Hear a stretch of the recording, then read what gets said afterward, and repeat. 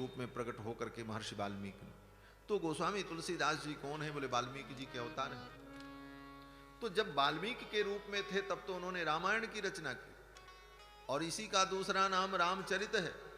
तो श्री तुलसीदास जी के रूप में प्रकट होकर के उन्होंने रामचरित मानस की रचना की, रामचरित्र की रचना की। ये दोनों नाम एक ही श्लोक में यहां पर उच्चारण करते हैं कि यह पठेद रामचरितम सर्व पापैः प्रमुच्यते।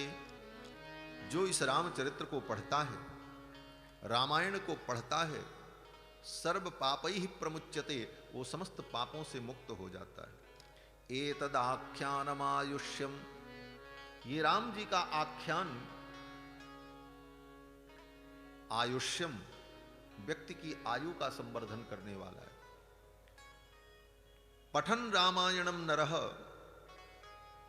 जो नर, जो पुरुष इस रामायण को पढ़ता है, सपुत्र पौत्र सगणः प्रेत्य स्वर्गे महीयते।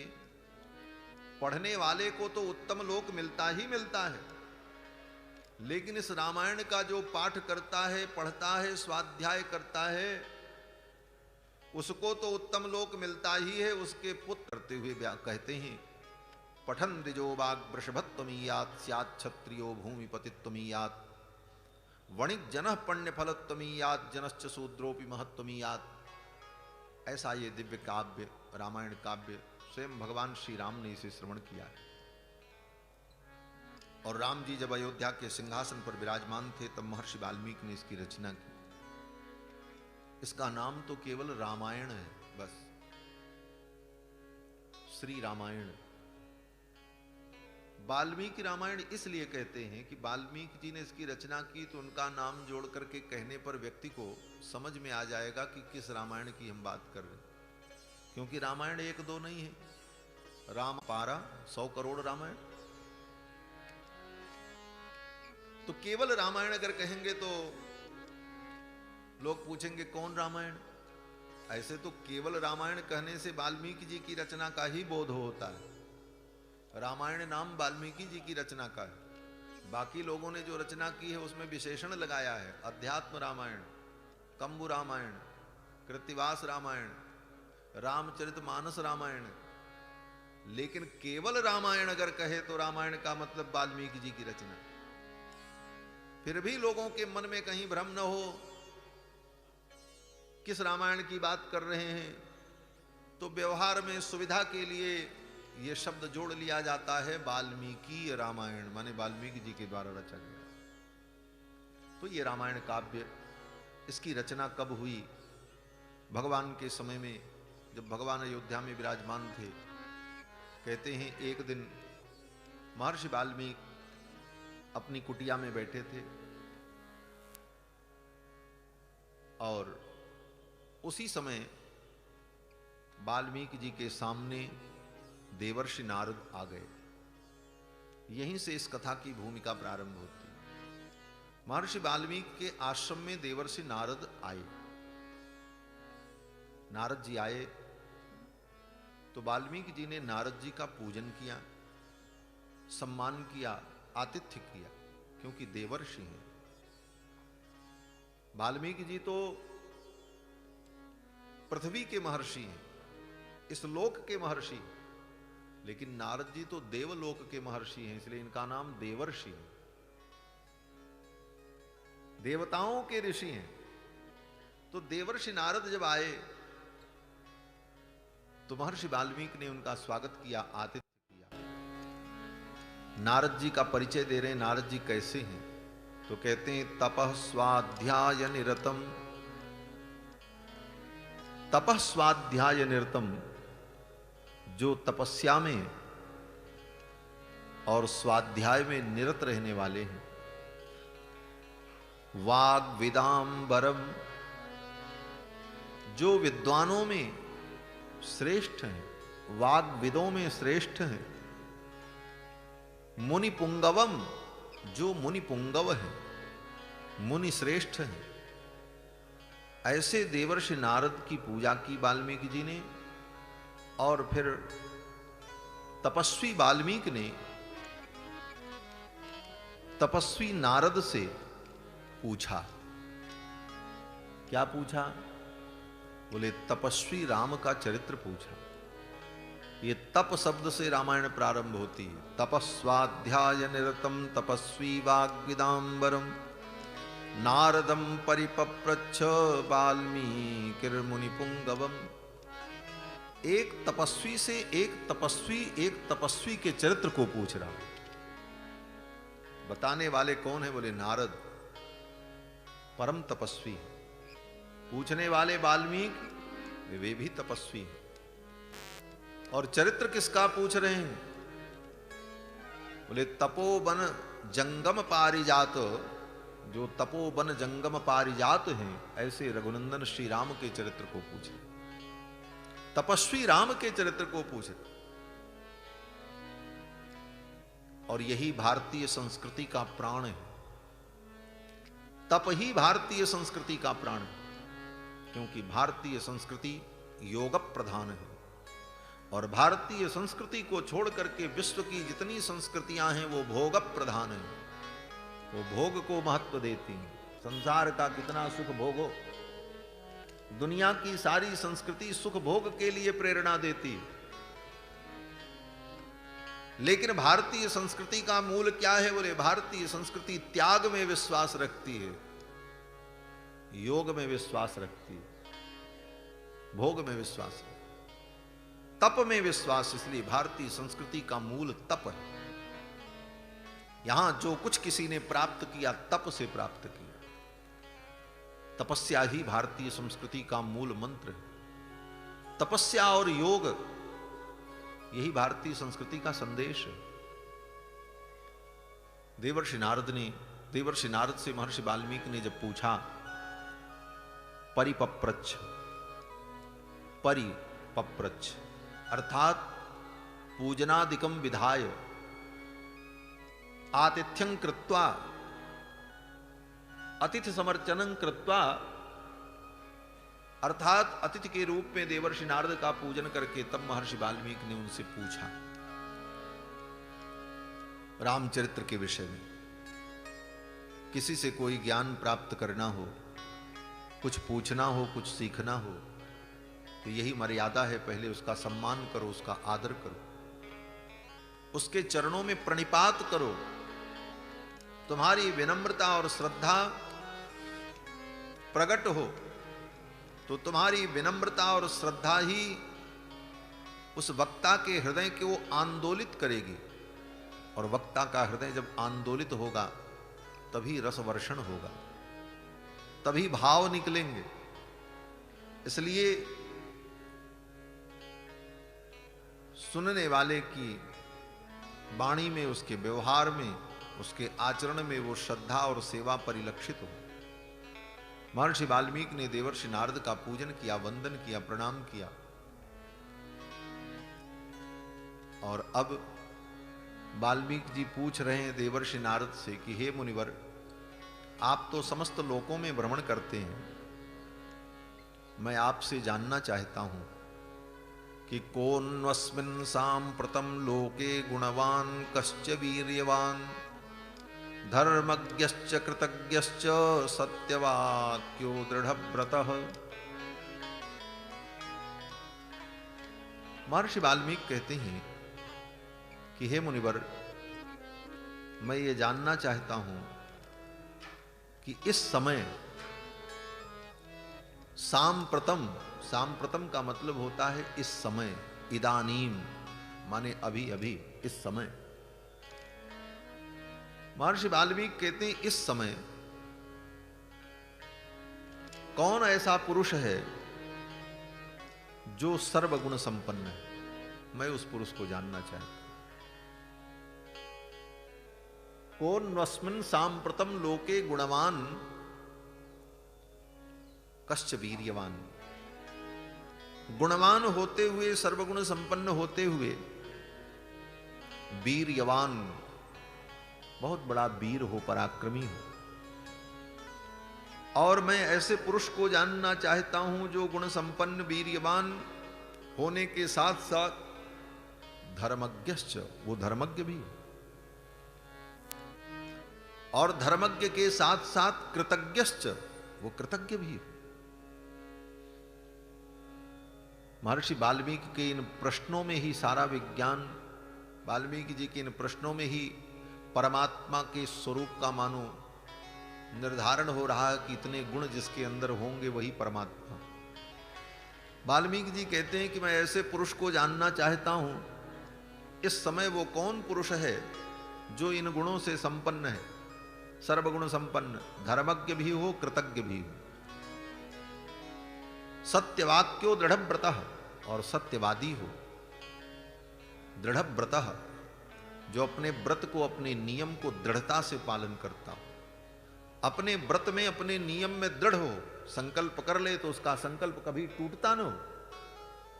ये नहीं कि सवेरे संकल्प किया कि आज हम एकादशी का व्रत करेंगे और दिन के 12-1 बजते, 2 बजते भूख लगी तो रहा नहीं गया, जाकर के 4 परेठा दबा करके चले आए। बोले इतना कमजोर व्रत, दृढ़ व्रत, प्राण चला जाए लेकिन अब संकल्प कर लिया है तो संकल्प से हम पीछे नहीं हटेंगे, इसको कहते हैं दृढ़ व्रत। जो दृढ़ व्रत हो, जिसने नियम लिया तो उस नियम का वो त्याग न करे, चाहे शरीर भले त्याग उठे। ऐसा दृढ़ व्रत कौन है, मैं जानना चाहता। चारित्रेण चको युक्तः, और धर्मज्ञ, कृतज्ञ, सत्यवादी और दृढ़ व्रत के साथ साथ चरित्रवान हो,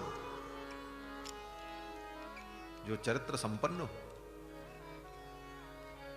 धर्म की व्याख्या करने वाले बहुत अच्छे मिल जाएंगे, लेकिन उस धर्म का आचरण उनके चरित्र में कितना है ये मिलना बड़ा कठिन। धर्मज्ञ होना अलग बात है और चरित्रवान होना अलग बात है। धर्मज्ञ होने मात्र से कोई चरित्रवान हो जाए ये नहीं कहा जा सकता। धर्मज्ञ होने का मतलब बोले धर्म को जानता है, पोथी पढ़ करके जो लिखा है, लिखी पढ़ी बातों को जान ले, कोई समझ ले और समझा दे, ये अलग विषय है, लेकिन उसका आचरण अपने जीवन में करे, वो चरित्रवान हो, ये बड़ा कठिन है। महर्षि वाल्मीकि कहते मैं ऐसे पुरुष को जानना चाहता हूं जो धर्मज्ञ भी हो, कृतज्ञ भी हो, सत्य वक्ता हो, वीर्यवान हो, दृढ़व्रत हो, चारित्रेण चको युक्तः, और चारित्र से युक्त हो, सर्वभूतेषु को हितः, और जो समस्त भूत का, समस्त भूत मतलब संपूर्ण जड़ चेतन, इसी को भूत कहते हैं। समस्त जड़ चेतन, जीव और प्रकृति, इसी को जड़ और चेतन, इसी को समस्त भूत कहते हैं। सर्वभूतेषु को हितः, जो समस्त भूतों का हितैषी हो, सबका प्रिय हो, उसका किसी से द्वेष न हो, जो सबका हित चिंतक हो, ऐसे पुरुष को मैं जानना चाहता हूं। और कहते हैं विद्वान कह कह समर्थश्च, और जो विद्वान भी हो, समर्थश्च, और समर्थ हो, जो चाहे वो कर ले। ये समर्थ होना ही भगवान का लक्षण है। हम आप बड़े बुद्धिमान हो जाएं, बड़े सुंदर हो जाएं, लेकिन समर्थ नहीं, सब कुछ करने का सामर्थ्य नहीं है। प्रधानमंत्री बन जाओ, चाहे राष्ट्रपति बन जाओ, फिर भी सब कुछ करने का सामर्थ्य नहीं। किसी एक मरे हुए को जिंदा भी नहीं कर सकते, इतना भी सामर्थ्य नहीं। और तो और एक पेड़ से, एक हरे भरे प्रकृति के पेड़ से एक पत्ता टूट करके नीचे गिर जाए तो इतना सामर्थ्य नहीं है कि उस पत्ते को हम यथावत फिर उसमें जोड़ दें। इतना भी सामर्थ्य नहीं कि जैसे वो पहले लगा था, हरा भरा था, उसी प्रकार हम उसको जोड़ दें, वो हरा भरा हो जाए। इतना भी सामर्थ्य नहीं। इसके बाद भी व्यक्ति शान में घूम रहा है, कोन्योस्ति सदृशो मया, मेरे समान कौन, जो गीता में भगवान कृष्ण कहते हैं। तो कहने का तात्पर्य कि सर्व सामर्थ्य भगवान में है, इसीलिए भगवान को सर्वसमर्थ कहा गया, जो चाहे सो करे, समर्थ को नहीं दोष गोसाई। सर्वसमर्थ है भगवान। तो नारद जी महाराज से महर्षि वाल्मीकि पूछते हैं कि विद्वान कह कह समर्थश्च कश्चैक प्रिय दर्शन, और इतनी विशेषताओं के साथ साथ वो व्यक्ति ऐसा हो जिसका दर्शन सबको प्रिय हो, जिसको देखने की इच्छा सबके मन में हो, जिस व्यक्ति का दर्शन सबको प्रिय हो, पशु पक्षी मनुष्य सभी प्राणियों को जो प्रिय लगते हो। और ऐसे प्रिय कौन है? बोले भगवान है। प्राणहु ते प्रिय लागहि सब कह राम कृपाल। कश्चैक प्रिय दर्शनः आत्मवान को जितक क्रोध। और जो आत्मवान हो, जितक क्रोध, जिसने अपने क्रोध को जीत लिया हो, जिसने अपने क्रोध को अपने वश में कर लिया हो। द्युतिमान कोन सूयकः, और जो प्रकाशमान हो और जो अनिंदनीय हो और किसी की निंदा न करता हो। कस्य बिभ्यति देवाश्च जात रोषस्य संयुगे। ये भी बड़ी अद्भुत बात कह रहे हैं महर्षि वाल्मीकि कि जिसने अपने क्रोध को जीत लिया हो, अपने वश में कर लिया हो, लेकिन मौका पड़ने पर, अवसर आने पर अगर वो क्रोध करे तो कस्य बिभ्यति देवाश्च जात रोषस्य संयुगे। जिसके क्रोध करने पर देवता भी भयभीत हो जाते हो, ऐसे पुरुष को मैं जानना चाहता हूं। एतदिच्छाम्यहं श्रोतुम परम कौतूहलम हि मे। ऐसे उस परम पुरुष को मैं जानना चाहता हूं, मेरे मन में कौतूहल है। ऐसा वो परम पुरुष कौन है इस समय, ये मैं जानना चाहता हूं। ये महर्षि वाल्मीकि ने जो प्रश्न किया है नारद जी से, इस प्रश्न में भगवान के 16 गुणों की चर्चा की। षोडश कलो वै पूर्ण। 16 कला से ही पूर्ण परमात्मा है। षोडश कलो वै पूर्ण। और 16 गुणों की चर्चा महर्षि वाल्मीकि ने देवर्षि नारद से की कि इन गुणों से संपन्न पुरुष कौन है, मैं जानना चाहता हूं। महर्षि वाल्मीकि के इन प्रश्नों को सुनकर देवर्षि नारद बड़े प्रसन्न हुए। देवर्षि नारद ने कहा, हे मुनिवर, मुने वक्ष्याम्यहं बुद्ध्वा तैर्युक्त श्रूयतां नरः। हे मुनिवर, जिन जिन गुणों की आपने चर्चा की है, उन गुणों से संपन्न जो पुरुष है, उस पुरुष के विषय में मैं कहता हूं। और इतना कहते हुए देवर्षि नारद कहते हैं कि इक्ष्वाकु वंश प्रभवो रामो नाम जनैः श्रुतः। जिन जिन गुणों की आपने चर्चा की कि विद्वान भी हो, समर्थ भी हो, चरित्रवान भी हो, दृढ़व्रत भी हो, कृतज्ञ भी हो, धर्मज्ञ भी हो, और जितक क्रोध भी हो, और जिसके क्रोध करने पर देवता भी भयभीत हो जाते हों, वीर्यवान भी हो, आत्मवान भी हो, इन सारे गुणों से संपन्न कोई पुरुष अगर है तो वो कौन है? बोले इक्ष्वाकु के वंश में उत्पन्न होने वाले भगवान श्री राम। और उस समय भगवान श्री राम अयोध्या के सिंहासन पर विराजमान होकर के प्रजा का पालन कर रहे थे। उस समय की ये घटना है। वाल्मीकि जी नारद जी से पूछ रहे। और जिन जिन गुणों की बात हुई, ये गुण साधारण गुण नहीं, ये सारे गुण किसी मनुष्य में नहीं हो सकते। जो विद्वान होगा वो धर्मात्मा भी हो, कोई जरूरी नहीं। जो धर्मज्ञ हो वो विद्वान हो, कोई जरूरी नहीं। और धर्मज्ञ विद्वान हो तो पराक्रमी नहीं हो सकता, पराक्रमी हो तो जितक क्रोध नहीं हो सकता, आत्मवान नहीं हो सकता।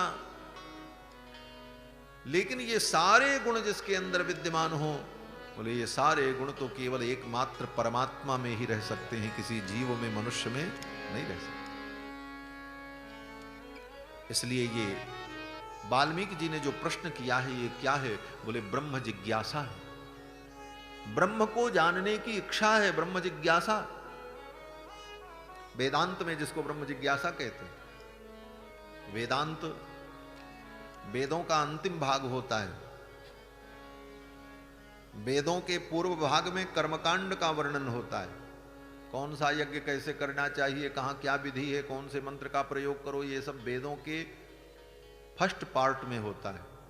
और जो लास्ट है उसको कहते हैं वेदांत, वेद का अंत होता है, अंतिम भाग होता है। और वेदांत में परमात्मा की चर्चा होती है, परमात्मा तत्व की जिज्ञासा होती है। उपनिषद के माध्यम से उस जिज्ञासा का समन होता है। उपनिषद जो है वेदों का अंतिम भाग होता है।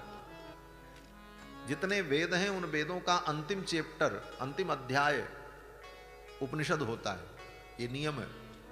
तो उपनिषद को ही वेदांत कहते हैं।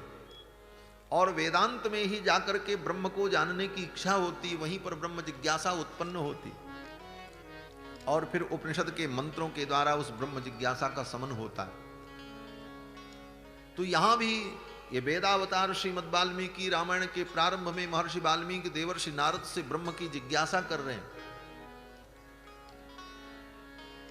वेदांत का पहला सूत्र ही है अथातो ब्रह्म जिज्ञासा, ये वेदांत का प्रथम सूत्र है।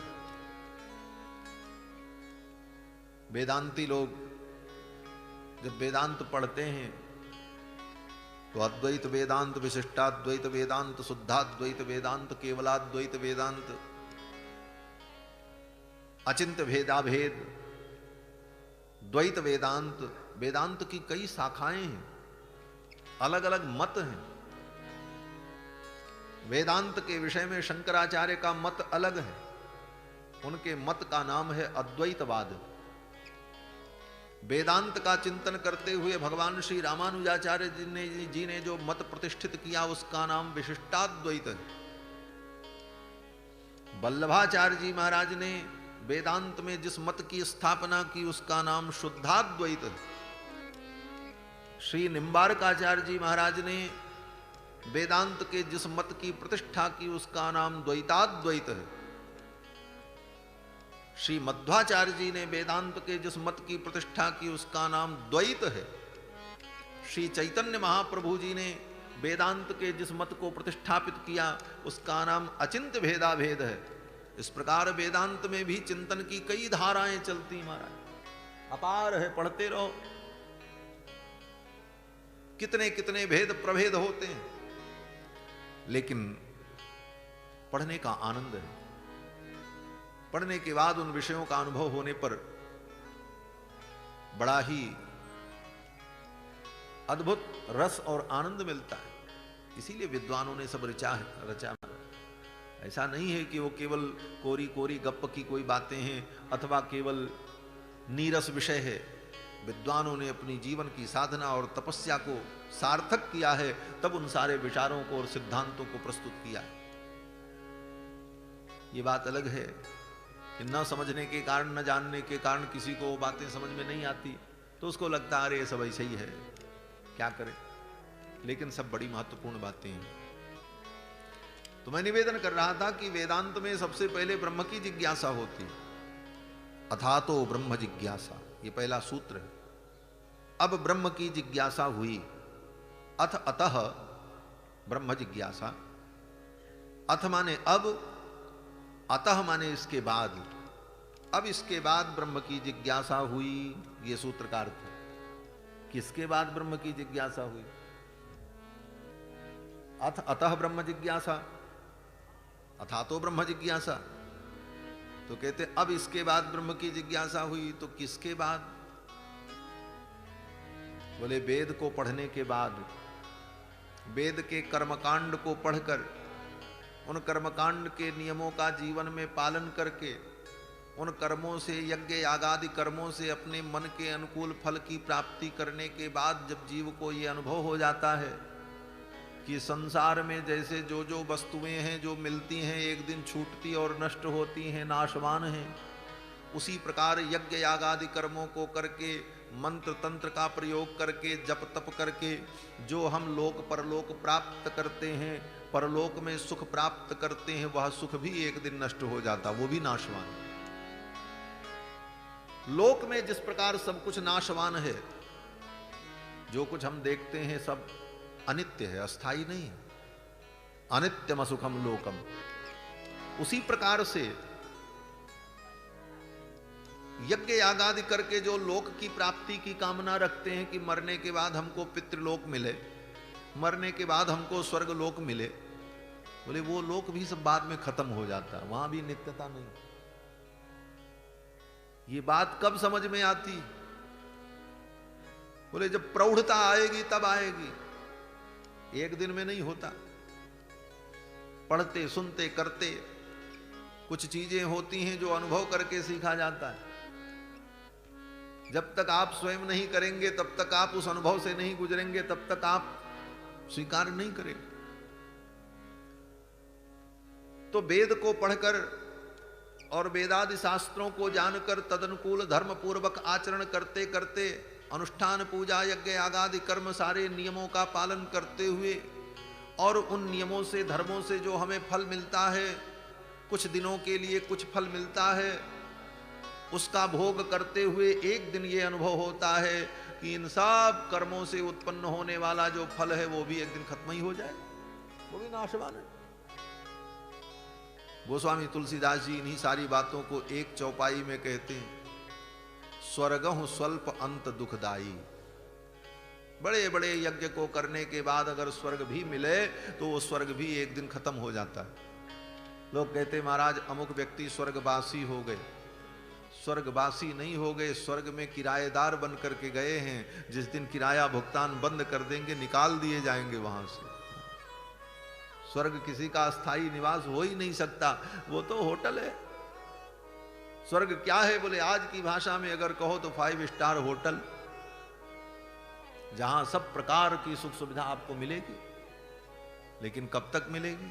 बोले जब तक आप पेमेंट करते रहिए तब तक मिलेगी। आपने पेमेंट बंद कर दिया तब नहीं मिलेगी। आप पेमेंट कर रहे हैं तो आप 5 स्टार होटल में बैठ के आनंद लेते रहिए। जब तक आपकी जेब गर्म है तब तक आपको वहां गरम गरम चाय मिलती रहेगी। उस होटल का मालिक भी आपको कहेगा यस सर नो सर, आपके सामने खड़ा होकर के आपकी बात मानेगा। लेकिन जब आपने पेमेंट बंद कर दिया तो उसी होटल का एक साधारण कर्मचारी जो होगा गेट कीपर, वो कहेगा प्लीज गेट आउट, अब आप चले जाइए, अब आपके लिए यहां जगह नहीं है। उसी प्रकार स्वर्ग में व्यक्ति अपने पुण्य के द्वारा भोगों को भोगता है। और स्वर्ग माने कोई एक लोक का नाम स्वर्ग नहीं, इस लोक के मृत्यु लोक के अतिरिक्त जो लोक हैं वो सब स्वर्ग लोक ही कहलाते हैं, क्योंकि यहां से ज्यादा वहां दिव्यता होती है, इसलिए उनकी स्वर्ग संज्ञा है। पितृलोक भी स्वर्ग है, ब्रह्मलोक भी स्वर्ग है, वरुण लोक, चंद्रलोक, सूर्य लोक, ये जितने लोक हैं ये सब लोक स्वर्ग लोक के अंतर्गत ही हैं, सबको स्वर्ग कहा जाता है। क्योंकि वहां पर मृत्यु लोक की सुख सुविधाओं से ज्यादा भोग आदि प्राप्त होता है, लेकिन वो भी सब एक दिन नष्ट हो जाता है। आ ब्रह्मस्तंभ पर्यंतम जगदंतर व्यवस्थिता। एक तृण से लेकर, एक घास जो जमी हुई ना, एक घास से लेकर ब्रह्म, आ ब्रह्मस्तंभ पर्यंतम, एक तृण से लेकर के ब्रह्मा पर्यंत जितनी सृष्टि है सब अनित्य और नाशवान है, कुछ यहां पक्का नहीं, सब खत्म होगा। ये बात जब व्यक्ति को समझ में आ गई तब वो विचार करता है कि अब हम उस ब्रह्म को जाने जिसने ये सब प्रकट किया है। अविनाशी तो वो है, बाकी सब नाशवान है, अविनाशी तो केवल परमात्मा है।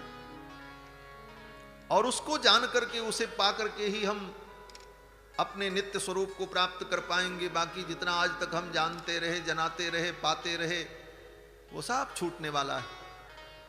इसीलिए ब्रह्म जिज्ञासा में कहते हैं अथा तो ब्रह्म जिज्ञासा, अथ अतः ब्रह्म जिज्ञासा। अब इसके बाद ब्रह्म जिज्ञासा हुई, किसके बाद? बोले इतना समझ लेने के बाद। जब इतना समझ में आ जाए कि सब कुछ नाशवान है, स्वर्ग आदि सब अनित्य है, सब खत्म हो जाएगा, तब ब्रह्म को जानने की इच्छा होगी, और तब पक्की इच्छा होगी तभी आप जान पाएंगे। ब्रह्म जिज्ञासा ही होना बड़ा कठिन है। क्यों? बोले भगवान को जानने की पक्की इच्छा हो जाए तब तो भगवान को व्यक्ति जान ही ले। कहां होती? अभी तो संसार को जानने की इच्छा होती है। संसार को जाने क्या हो रहा है। कथा सुनते सुनते व्यक्ति बीच में मोबाइल खोल करके समाचार देखने लगता, क्या हो रहा है दुनिया। बोले अभी तुमको दुनिया जानने की इच्छा है, भगवान को जानने की इच्छा कहां। जिस दिन केवल ब्रह्म जिज्ञासा होगी, इस दुनिया के अनित्य को, अनित्यता को जानकर केवल ब्रह्म को जानने की इच्छा उत्पन्न हो जाए, इसीलिए वेदांत में कहा अतः ब्रह्म जिज्ञासा। अब इसके बाद ब्रह्म जिज्ञासा, संसार की अनित्यता का बोध, कर्माधिगमादनंतरम ब्रह्म विविदिशेति। कर्म का अधिगम करके, संसार में जो लोग कहते हैं महाराज गीता में भगवान ने कहा कर्म करना चाहिए, कर्म करना चाहिए। भगवान ने गीता में कर्म की बात कही गई, वो भगवान ने सब कर्म की बात कही। पहले उस कर्म को जान करके उसका अधिगम करें, कर्माधिगमादनंतरम, और फिर कर्म का अधिगम करने के बाद उन कर्मों से उत्पन्न होने वाले फल को प्राप्त करें। और उन फलों को भोगने के बाद जब ये समझ में आएगा कि इतना करने के बाद भी जो फल मिला वो फल नाशवान था, तब ब्रह्म जिज्ञासा, तब ब्रह्म जिज्ञासा होगी। अतः ब्रह्म जिज्ञासा, अथा तो ब्रह्म जिज्ञासा। तो वो ब्रह्म जिज्ञासा जो वेदांत में की जाती है, वही ब्रह्म जिज्ञासा यहां पर महर्षि वाल्मीकि देवर्षि नारद से कर रहे। ये भी ब्रह्म को जानना चाहते, ये संसार को नहीं जानना चाहते। किस कर्म के करने से कौन लोक मिलेगा ये जानने की इच्छा नहीं है। वाल्मीकि जी ये जानना चाहते हैं कि मैं उस पुरुष को जानना चाहता हूं जो सर्वगुण संपन्न है, परब्रह्म परमात्मा है। तो एक प्रकार से वेदांत की जो ब्रह्म जिज्ञासा है, उसी का ये दूसरा रूप है, क्योंकि वाल्मीकि रामायण वेदावतार है। तो वो ब्रह्म जिज्ञासा तो बड़ी कठिन है। जितना हमने अभी बताया कि पहले सब वेद के कर्मों को पढ़ो, जानो, समझो, और तब उनको करो, और करने के बाद उनसे जो फल मिले उन फलों को कुछ दिन भोगो, फिर पाओ, फिर छोड़ो, और फिर तब जा करके कभी ये अनुभव हो, अरे यार ये तो सब सारे कर्म मिलते रहे, छूटते रहे, इनका फल भी नाशवान है, तब वो जिज्ञासा उत्पन्न हो। वो बड़ी लंबी प्रक्रिया, बड़ा लंबा प्रोसीजर है। तो कहते हैं कि वही वेद भगवान जब सरल हो गए, अवतार लेकर के सबके लिए सुलभ हो गए, तो बड़े ही सरल शब्दों में महर्षि वाल्मीकि ने देवर्षि नारद से ब्रह्म जिज्ञासा की। और उस ब्रह्म जिज्ञासा का उत्तर, समाधान, उस जिज्ञासा का प्रशमन देवर्षि नारद करते। देवर्षि नारद कहते हैं कि हे मुनिवर, बहवो दुर्लभाश्चैव ये त्वया कीर्तिता गुणाः। हे मुनिवर, आपने जिन गुणों का वर्णन किया है, बहवो, और एक नहीं अनेक, दुर्लभाश्च, ये बड़े दुर्लभ हैं, ये मनुष्य में तो हो ही नहीं सकते। बहवो दुर्लभाश्चैव ये त्वया कीर्तिता गुणाः, ये गुण मनुष्य में दुर्लभ है। और इन सारे गुणों से संपन्न अगर कोई पुरुष है तो इक्ष्वाकु के वंश में उत्पन्न होने वाले श्री राम हैं। इक्ष्वाकु वंश प्रभवो रामो नाम जनई श्रुतः। इक्ष्वाकु के वंश में उत्पन्न होने वाले श्री राम। बोले कौन श्री राम? कौन से श्री राम? बोले इक्ष्वाकु के वंश में तो कितने लोगों का नाम राम रहा होगा। और की बात मैं नहीं करता, यहीं भिंड जिले में अगर सर्च किया जाए और जांच की जाए कितने लोगों का नाम राम है, तो कम से कम 1000 आदमी का नाम तो राम यहीं निकलेगा। यहीं कितने लोग बैठे होंगे जिसमें किसी न किसी का नाम तो राम होगा ही। तो राम नाम से तो बहुत लोग हैं। तो इक्ष्वाकु के वंश में पता नहीं कितने लोग रहे होंगे, कितने लड़के बच्चे नाती पोता यत्र तत्र रहे होंगे, किसी का नाम राम हो सकता है। तो इक्ष्वाकु वंश के किसी और राम की बात नहीं है। इक्ष्वाकु वंश प्रभवो रामो नाम जनैः श्रुतः। जिन राम का नाम जन जन की जिह्वा पर रहता है, जिन राम का नाम केवल पृथ्वी पर ही नहीं तीनों लोकों में लिया जाता है, स्वर्ग में भी जिन राम की चर्चा होती है, पाताल में भी चर्चा होती है, देवता भी जिन राम की चर्चा करते हैं, मनुष्य भी जिन राम की चर्चा करते हैं, असुर भी जिन राम की चर्चा करते हैं, जिनका गुणगान करते हैं, वो राम जनई श्रुतः, जन जन के कानों में जिनका नाम सुनाई पड़ता, जन जन की जिह्वा से जिनका नाम उच्चरित होता है, वे राम। वो राम कौन है? बोले इक्ष्वाकु के वंश में उत्पन्न होने वाले श्री दशरथ नंदन राम। वो इन सारे गुणों से संपन्न। बाद में कालांतर में कुछ ऐसे भी मत प्रचलित हुए जिन मत के लोगों ने यह सिद्ध करने का प्रयास किया कि राम तो भगवान का नाम है, परमात्मा का नाम है, लेकिन कौन राम? बोले जो राम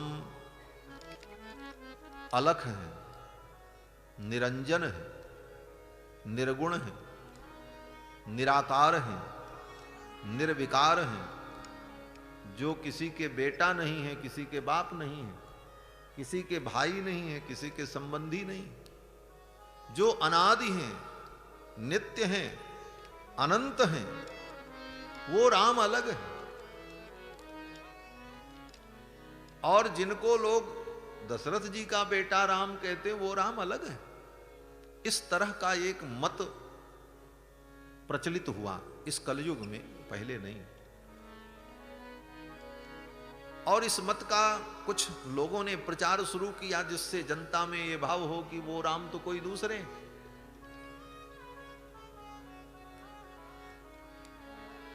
और यहां तक बातें कही जाने लगी समाज में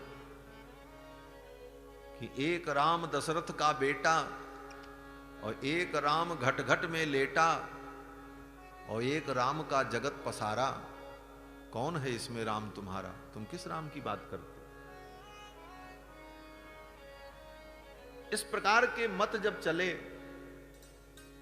तो महर्षि वाल्मीकि ही गोस्वामी तुलसीदास जी के रूप में प्रकट होकर के रामचरितमानस की रचना करके ऐसे मत को उत्तर देते हैं।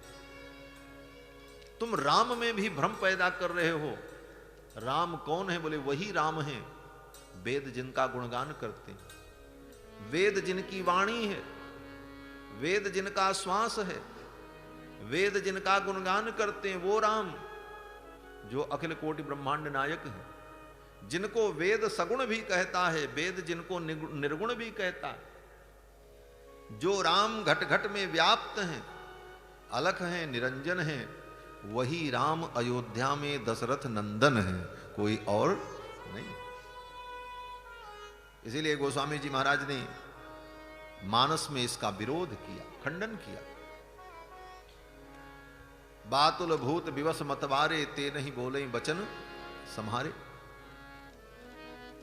जो ऐसे लोग हैं अज्ञानी, वे लोग ऐसी बातें करते हैं। वेद जिनकी महिमा का वर्णन करता है, किस प्रकार से कहते हैं, बिनु पग चलई सुनई बिनु काना, कर बिनु कर्म करहि विधि नाना, आनंद रहित सकल रस भोगी, बिनु बाणी बक्ता बड़ जोगी जोगी।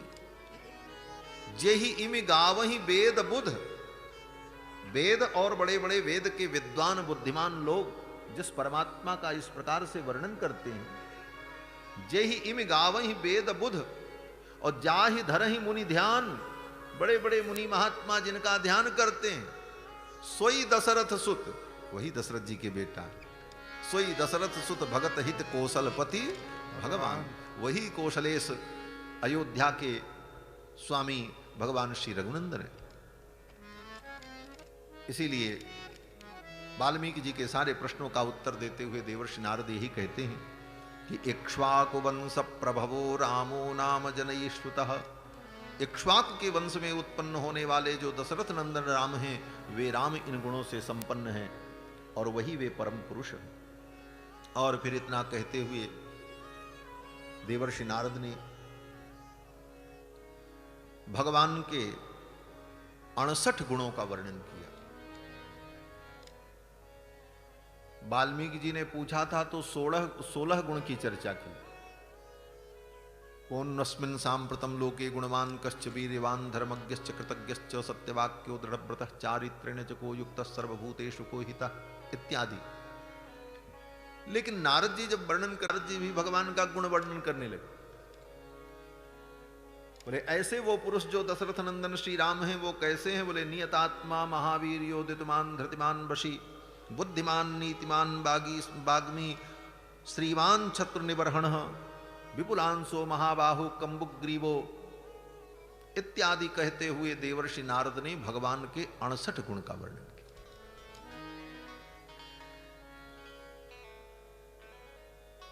68 गुण का वर्णन देवर्षि नारद ने किया और वाल्मीकि जी ने 16 गुण की चर्चा की।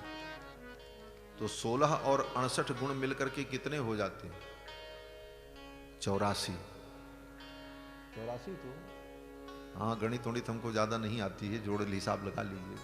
तो 16 गुण और 68 गुण, 16 गुण जो वाल्मीकि जी ने चर्चा की और 68 गुण जो देवर्षि नारद ने बताया, इन दोनों को मिलाकर के 84 गुण हैं। इन 84 गुणों का स्मरण वाल्मीकि रामायण के प्रथम सर्ग में सर्वप्रथम किया जाता है। और इन 84 गुणों का वर्णन करने वाला प्राणी, अनुभव करने वाला प्राणी 84 लाख योनि से मुक्त हो जाता है। यही महामंगल मंत्र है। 84 लाख योनि से मुक्ति के लिए ही भगवान के इन 84 गुणों का चिंतन श्रीमद् वाल्मीकि रामायण। भगवान के ये जो 84 गुण हैं, दिव्य गुण, ऐसे तो भगवान के अनंत गुण हैं, उनके गुणों का कोई अंत नहीं है। हरि अनंत हरि कथा अनंता, कहीं सुनहि बहुविधि सब संता। ऐसे भगवान के अनंत गुण हैं, अनंत गुण गण निलय हैं भगवान। लेकिन उनमें जो 84 गुण प्रधान रूप से हैं, इन गुणों के वर्णन से, इनके श्रवण से, इनके चिंतन से, इनका स्मरण करने से जीवात्मा 84 लाख योनि के बंधन से मुक्त हो जाता है। क्यों? बोले भगवान के गुण का चिंतन करने से हम बंधन मुक्त कैसे होते हैं? बोले पहले विचार करो बंधन में पड़े क्यों। पहले तो यहीं से विचार करो बंधन में पड़े क्यों। तो कहते हैं देखो, 3 तत्व है, ब्रह्म, जीव और माया। 3 ही तत्व हैं, इसको तत्वत्रय कहा जाता है। वास्तविक रूप से केवल 3 वस्तुएं हैं बस, ब्रह्म, जीव, माया। ब्रह्म भगवान है, परमात्मा। जीव हम आप हैं, और बाकी जो हमको आपको दिख बांध देता है। माया के गुणों का चिंतन करने पर जीव बंधन में पड़ता है। बंधन किससे होता? बोले रस्सी से। और गुण माने रस्सी भी होता है। रस्सी का एक नाम है गुण। क्यों?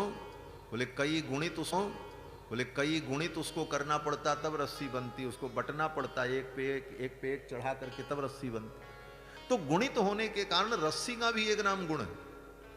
तो माया का गुण वो रस्सी है।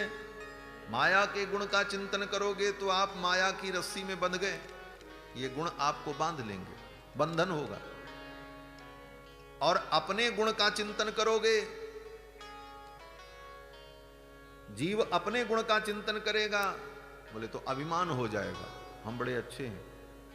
ये अभिमान भी पतन का कारण। माया के गुण का चिंतन करो तो बंधन, अपने गुण का चिंतन करो तो अभिमान।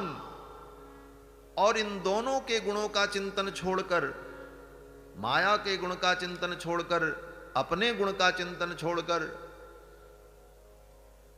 मायापति परमात्मा के गुणों का चिंतन जब जीव करता है तो सारे बंधन से वो मुक्त हो जाता है। भगवान के गुण दूसरों के, समस्त जीवों को बंधन मुक्त करने वाले। भगवान के गुण को गाकर के जीव बंधन से मुक्त हो जाता है, भव सागर से पार हो जाता है। इसीलिए गोस्वामी जी महाराज कहते हैं, भव सागर चह पार जो पावा, तो राम कथा ताकह दृढ़ नावा। भव सागर चह पार जो पावा, भव सागर चह पार जो पावा, राम कथा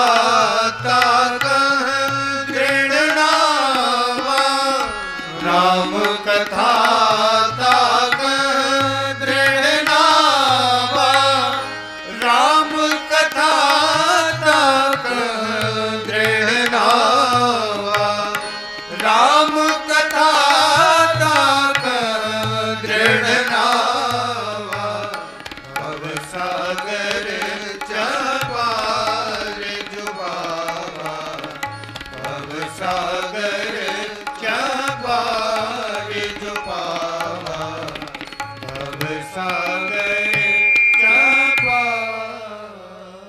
भव सागर से पार जाना हो, बंधन मुक्त होना हो, तो भगवान के गुणों का हम चिंतन करें। देवर्षि नारद ने भगवान के 68 गुणों का वर्णन किया और फिर भगवान श्री राम के चरित्र का संक्षेप में वर्णन करके वाल्मीकि जी को सुनाते। देवर्षि नारद ने कहा कि इन सारे गुणों से संपन्न जो दशरथ नंदन राम हैं, उनके गुणों को देखकर उनके पिता महाराज दशरथ उनको राजा बनाना चाहते, लेकिन उनकी मां ने, सौतेली मां ने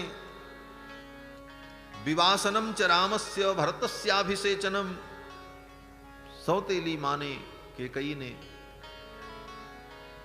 उनके लिए 12 वर्ष का विवासन वनवास मांगा। भरतस्याभिषेचनम, और भरत का अभिषेक मांग लिया। ससत्य वचनात् राजा धर्म पाशेन संजतः, सत्य के कारण, सत्य वचन के पाश में बंधे होने के कारण महाराज दशरथ ने विवासयामास सुतम रामम दशरथ प्रियम, दशरथ जी ने अपने प्रिय पुत्र राम को वन में भेज दिया।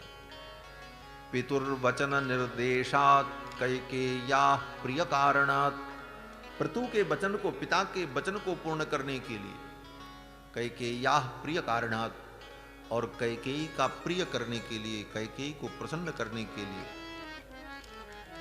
भगवान श्री राम वन में जाते। तम व्रजंतम प्रियो भ्राता लक्ष्मणोनुजगामः, राम को वन जाते देखकर उनके अनुज लक्ष्मण भी उनके साथ चले जाते। रामस्य दयिता भार्या नित्यम प्राण समा हिता, भगवान की अत्यंत प्रियतमा उनकी भार्या जो सीता, प्राण समा, जो प्राणों के समान है। जनकस्य कुले जाता देवमायेव निर्मिता, जो जनक के कुल में उत्पन्न है। देवमायेव निर्मिता, देवता की अर्थात देवाधिदेव भगवान की ही जो साक्षात माया है, करुणा है, कृपा है, ऐसी जानकी सर्वलक्षण संपन्ना नारीणाम उत्तमा बधू, जो सर्वलक्षण संपन्ना है। जैसे राम जी सर्वगुण संपन्न है, उसी प्रकार सर्वलक्षण संपन्ना कौन है? बोले नारीणाम उत्तमा बधू, नारियों में उत्तम बधू श्री जानकी जी। जैसे राम जी पुरुषोत्तम है, पुरुषों में उत्तम है, तो जानकी जी नारियोत्तमा है। देवर्षि नारद कहते हैं नारीणाम उत्तमा वधू। ऐसी सीता जी, सीताप्यनुगता रामम, सीता जी भी राम जी के अनुगत होकर उनके आनुगत्य में, उनका अनुसरण करती हुई वन की यात्रा पर चली जाती है। सीताप्यनुगता राम, किस प्रकार से? बोले शशिनम रोहिणी यथा, जैसे रोहिणी नक्षत्र चंद्रमा का अनुगमन करती है, तदवत उसी प्रकार से भगवती पराम्बा जगत जननी जानकी भगवान राम का अनुगमन करते हुए वन की ओर चली गई। और फिर महर्षि देवर्षि नारद ने वाल्मीकि जी को संक्षेप में पूरी राम कथा इसी प्रकार सुना दी। राम जी आगे गए, कहाँ? बोले श्रृंगवेरपुरे रामम, श्रृंगवेरपुर में भगवान पहुंचे। श्रृंगवेरपुरे सूतम गंगाकूले विसर्जयत, गंगा के तट पर श्रृंगवेरपुर में निषाद राजगुह के यहां पहुंचकर राम जी ने अपने सूत को, सूत माने सारथी, सारथी को विदा कर दिया, छोड़ दिया सुमंत को वहीं पर, और निषाद राजगुह के साथ भगवान एक रात्रि वहां विश्राम करते हैं। ते वनेन वनम गत्वा नदी तीर्त्वा बहुदकाः, एक वन से दूसरे वन में होते हुए नदी तीर्त्वा बहुदकाः, जिन नदियों में बहुत जल थे, बड़ी बड़ी नदियां, ऐसी नदियों को पार करते हुए चित्रकूटम अनुप्राप्य भरद्वाजस्य शासनात्, भरद्वाज का अनुशासन पाकर के उनके द्वारा निर्देशित होकर चित्रकूट में जाकर के रघुनाथ जी विराजते हैं। और फिर चित्रकूट में रहते हुए रम्य वावसथम कृत्वा रममाणा वनेत्रयः, सुंदर रम्य कुटी बना करके, आवसथ बना करके, निवास बना करके रममाणा वनेत्रयः, तीनों वन में निवास करते हैं। और फिर कुछ दिन बाद चित्रकूट से भी भगवान आगे चले जाते हैं और फिर दंडकारण्य में सीताहरण का प्रसंग होता है। फिर भगवान सीताहरण के ब्याज से असुरों के संहार की भूमिका सृजित करते हैं और फिर असुरों का संहार करके रावणादि असुरों को मार करके भगवान लौटते हैं। किस प्रकार? बोले पुष्पकम तत्समारोह्य नंदग्रामम ययौ ततः, पुष्पक विमान पर बैठ करके भगवान आए और भगवान का पुष्पक विमान नंदग्राम में उतरा, जहां पर भैया भरत तप कर रहे थे। नंदग्रामे जटाम हित्वा भ्रातृभिः सहितो नघः, नंदग्राम में अपने भाइयों के सहित अपनी जटाओं को बिलो करके, क्योंकि राम जी ने तो जटा धारण कर लिया था, लक्ष्मण जी ने भी अपने केशों को जटा बना लिया था, भैया भरत ने भी जटा बना ली। नंदग्राम में तप करते हुए तो शत्रुघ्न जी भी जटा बना लिए, चारों भाइयों के केस जो है जटा बन गए थे। तो नंदग्राम में ही इनकी जटाओं का विमोचन हुआ।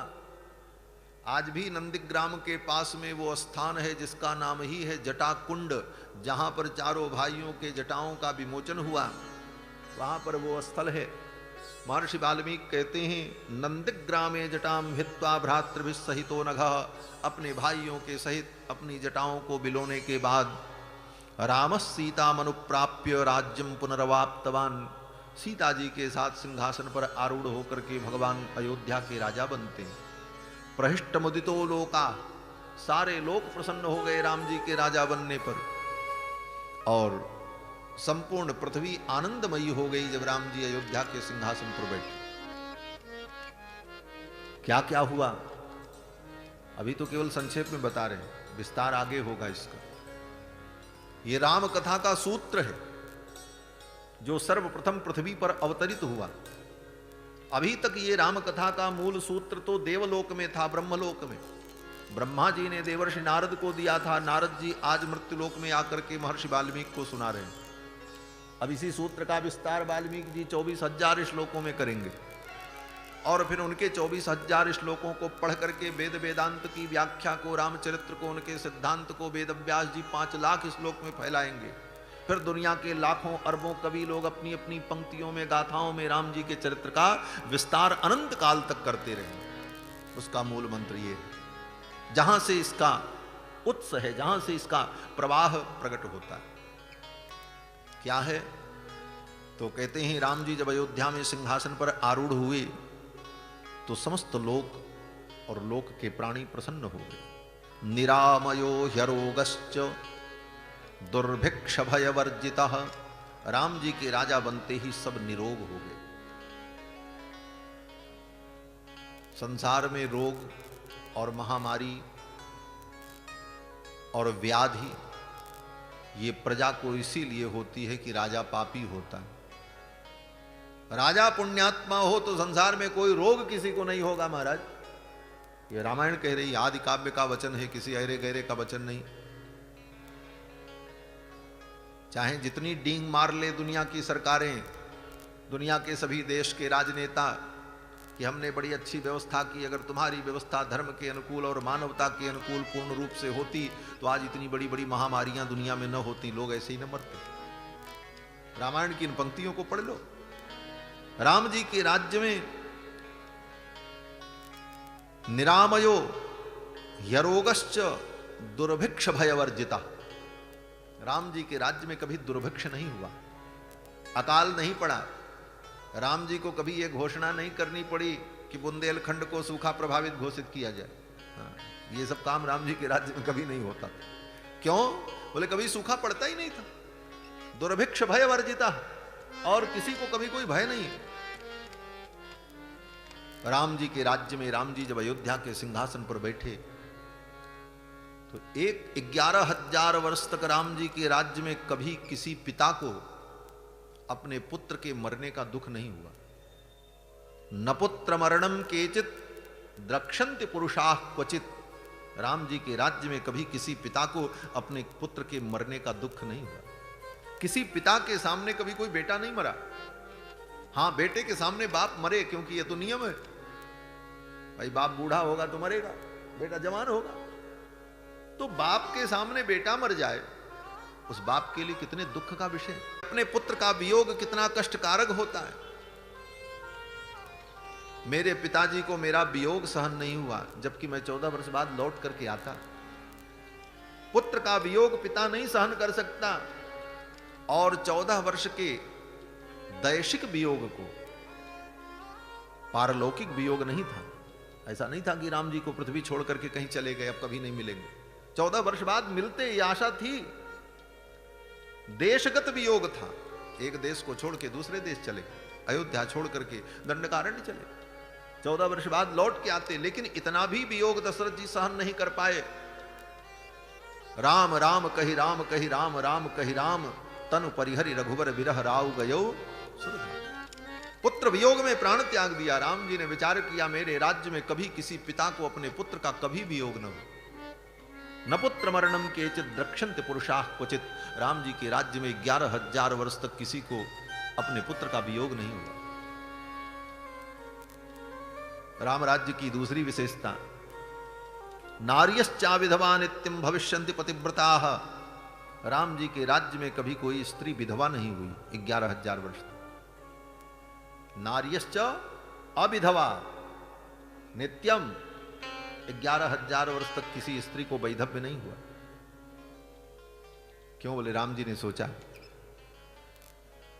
मेरी माताएं विधवा हो गईं, पिताजी नहीं रहे। अपनी माताओं को श्वेत वस्त्रों में देखकर महारानी कौशल्या के कई सुमित्रा को निराभरण श्वेत वस्त्रों में देखकर, सिंदूर सुहाग के चिन्ह से रहित देख करके भगवान श्री रघुनंदन के नेत्रों में पीड़ा होती मेरी माताओं का। ये वैधव्य, स्त्री के लिए जीवन में वैधव्य से बढ़कर के कोई दुख नहीं होता। भगवान श्री राम ने विचार किया, मेरे राज्य में कभी कोई स्त्री विधवा न हो।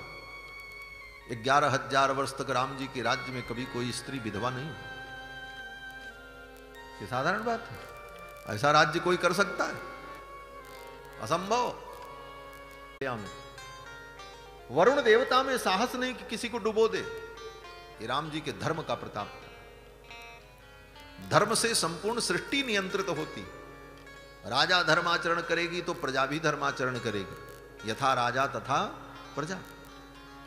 और राजा जब धर्माचरण करेगा और प्रजा से भी धर्माचरण कराएगा तो धर्म से ही संपूर्ण सृष्टि नियंत्रित होती है, और संपूर्ण सृष्टि नियंत्रित होगी, कहीं भी कोई कार्य अनुचित और अनैतिक नहीं होगा। यहां तक कि धर्म के द्वारा संपूर्ण सृष्टि को अपने अनुकूल बनाया जा सकता। धर्म का पूर्ण पालन हो तो अपने आप सब कुछ दिव्य हो जाए। धर्मसारमिदं जगत, धर्मसारमिदं जगत, इस जगत का सार ही धर्म है। और धर्म हो तो सब कुछ, समय से वर्षा होगी, समय से सूर्योदय होगा, समय से सूर्यास्त, सब कुछ समय के अनुकूल होगा। कहीं कोई अनियमितता नहीं होगी, न किसी की अकाल मृत्यु होगी, न दुर्भिक्ष होगा, न मरण होगा, न कलह होगा, न उपद्रव होगा, और सभी लोग सुख का अनुभव करें, क्योंकि सुख का मूल धर्म है। धनात् धर्मः ततः सुखम। लोग सोचते हैं धनात् सुखम, धन से सुख होगा, लेकिन शास्त्र कहता धनात् धर्मः ततः सुखम। धन से सुख नहीं होगा। आज की पाश्चात्य चिंतन धारा क्या कहती? बोले पाश्चात्य चिंतन धारा कहती पहले धन कमा लो, झूठ बोल करके, पाप करके, छल करके, कपट करके जैसे तैसे धन कमा लो, फिर धन से तुम दुनिया के सारे सुख खरीद लो। आदमी सोचता धन से हम सुखी हो जाए, धन आ जाए तो हमारा साहब काम बन जाएगा, हम सुखी हो जाएंगे। धन से क्या नहीं किया जा सकता, धन से हम सब कुछ कर लेंगे, सुख को खरीद लेंगे। लेकिन यह सोच पाश्चात्य सोच है। धन से सारे सुख नहीं खरीदे जा सकते। धन लेकर के लोग बैठे थे, अरबों रुपए। कोरोना जब आया, तड़प तड़प करके मरने लगे, करोड़ों रुपए फेंक दिया, बोले बचा लो हमको। डॉक्टर ने कहा नहीं बचा सकते। धन क्या किया? धन धरा रह गया। धनानि भूमौ पशवश्च गोष्ठे नारी गृहद्वार जना श्मशाने देहश्चितायाम परलोक मार्गे धर्मानुगो गच्छति जीव ये का। धर्म सारमिदम जगत, जगत का सार तो धर्म है। तो धन से सारे सुख हम खरीद लेंगे, ये भ्रम है। धन से सुख मत खरीदो, धन से धर्म करो। और धर्म जब करोगे तो सुख तो तुम्हारे पास ऐसे ही आ जाएगा। इसीलिए शास्त्र कहता धनात् धर्मः ततः सुखम। धन से धर्म और धर्म से सुख। और सीधे धन से सुख लेने चलोगे, धन भी तुम्हारा चला जाएगा और सुख भी नहीं आएगा। दोनों से हाथ धो बैठो। आज अज्ञानी प्राणी इसी चक्कर में दोनों से हाथ धो लेता, धन भी चला जाता है और सुख भी नहीं मिलता। और धर्म रहेगा तो सब सुख मिलेगा। तो धर्म के द्वारा भगवान ने अपनी प्रजा को सुखी किया। यही राम राज्य का मूल मंत्र है और यही राम राज्य की विशेषता है। संक्षेप में रामचरित्र सुना करके देवर्षि नारद चले गए। और नारद जी के चले जाने के बाद 100 श्लोकों में देवर्षि नारद ने वाल्मीकि जी को पूरी राम कथा सुनाई है। इसका नाम है मूल रामायण। रामायण तो ये है 24,000 श्लोक, लेकिन इसमें भी मूल रामायण जो है वो 100 श्लोक है, जो नारद जी ब्रह्मलोक से आकर के वाल्मीकि जी को सुनाते हैं। इन 100 श्लोकों का तो रोज पाठ किया जा सकता है। नियम से व्यक्ति पाठ करे, उसके जीवन में दिव्य परिवर्तन होगा। वाल्मीकि रामायण का प्रथम सर्ग, पहला अध्याय, ये मूल रामायण। नारद जी सुना करके चले गए।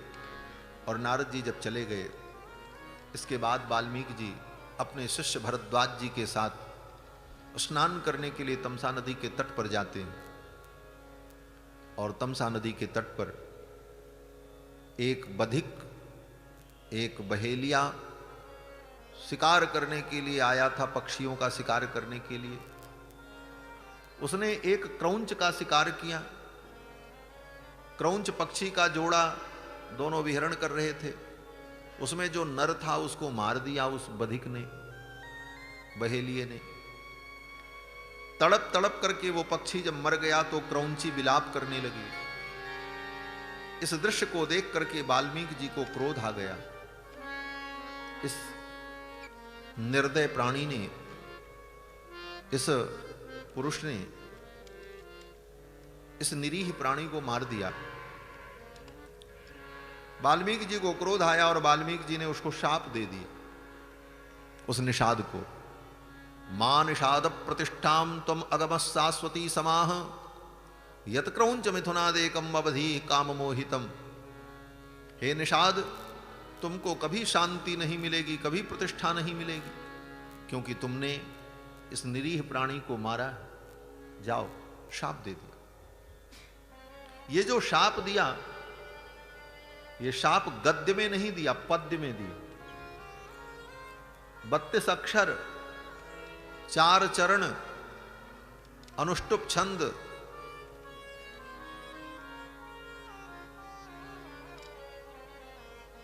इस प्रकार पद्य में शाप दिया।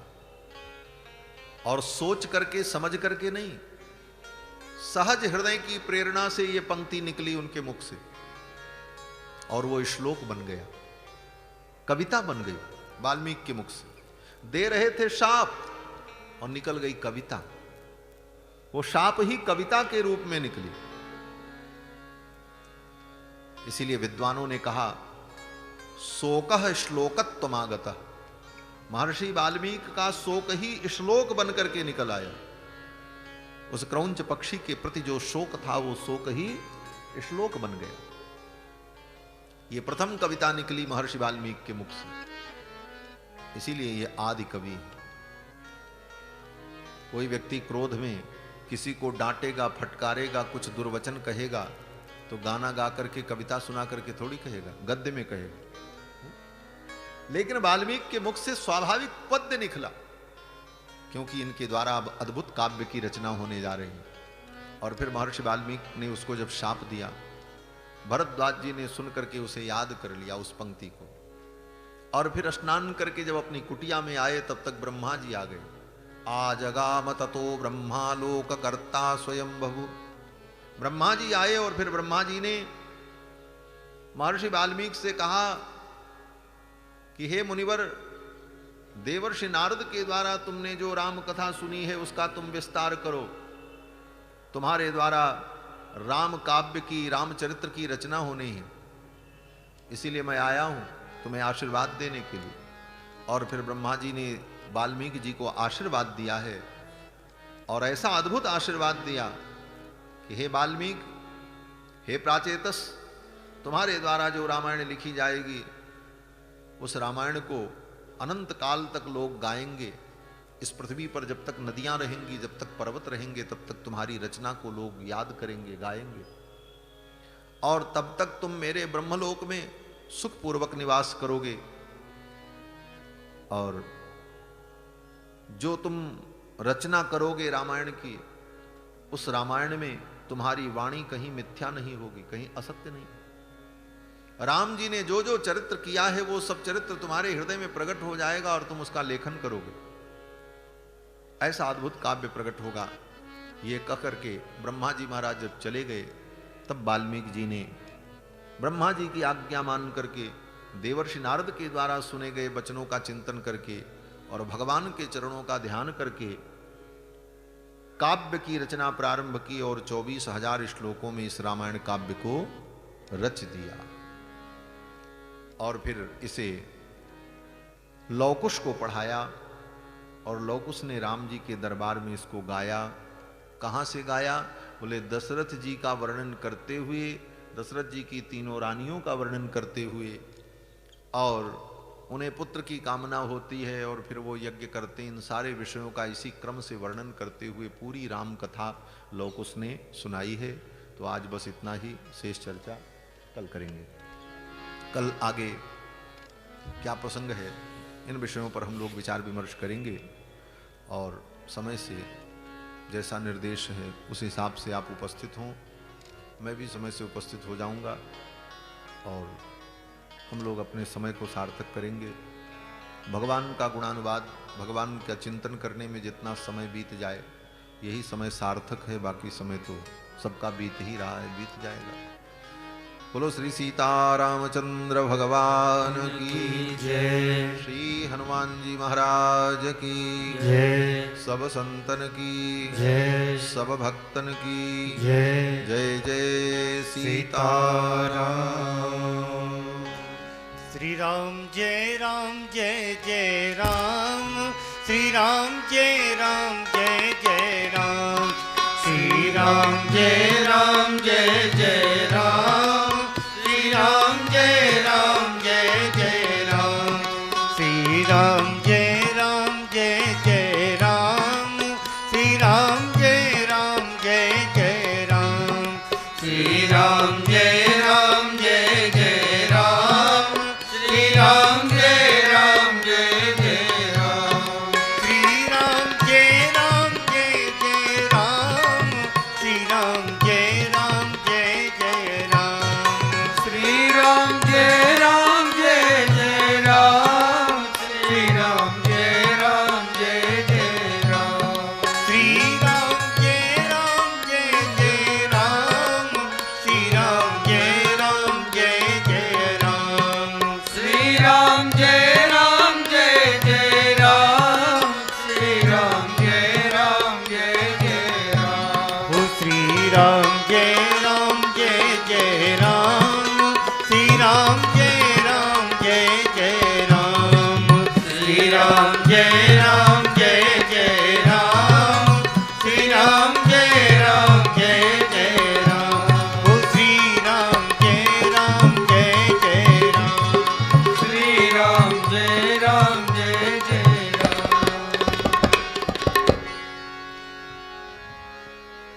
आरती अवध बिहारी की, लखन सिय जनक दुलारी की।